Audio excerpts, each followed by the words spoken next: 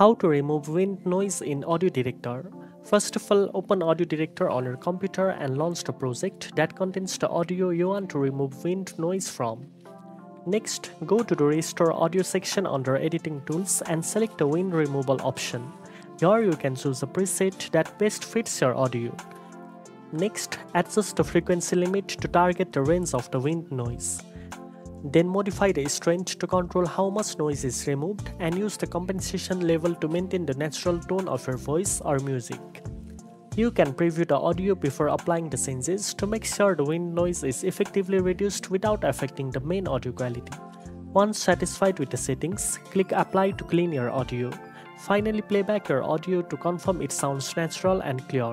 Then save your project to keep your changes. Now you know how to remove wind noise in AudioDirector.